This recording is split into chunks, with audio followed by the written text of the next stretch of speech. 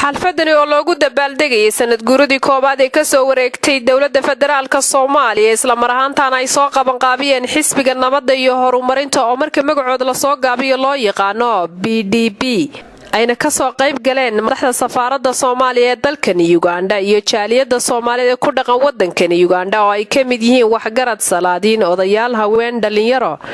ayaa waxay ka dhacday magaaladani Kampala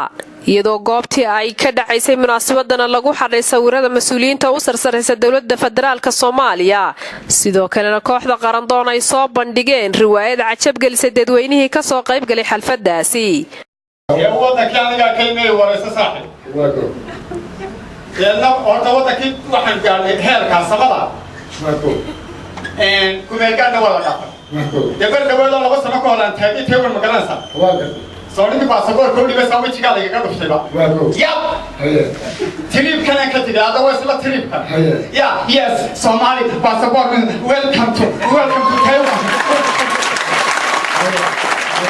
ورينتي مسؤولينتي قابتا كهذا شيء وحا كمدا وقاس أحمد فارح.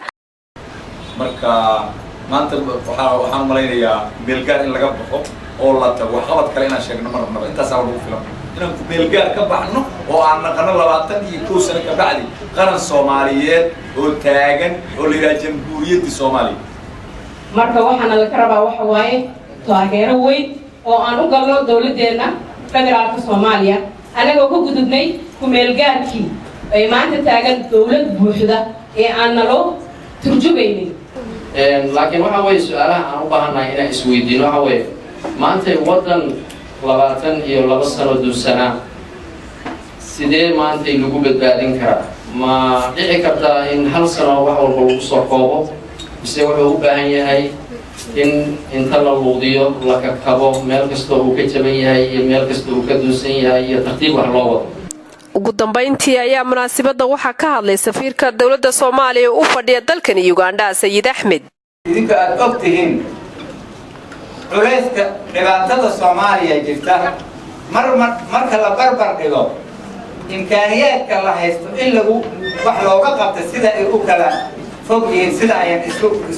dheelitirmaynin ayaa Ilaahay wuxuu suuro geliyay carabkan oo gacan kula siiyay in eraygi kumeelgaarka ahaa ay ka saarto meesha oo shirkii u horeeyay Soomaaliya loo qabto intaasoo labaatameeyay la qabtay oo meelo badan oo caalamka lagu qabanayay u suuro gashay magaalada madaxda Soomaaliya Muqdisho in shirka lagu qabto oo ay isu keento odayaashii Soomaaliyeed oo qaar kamid ah fara badan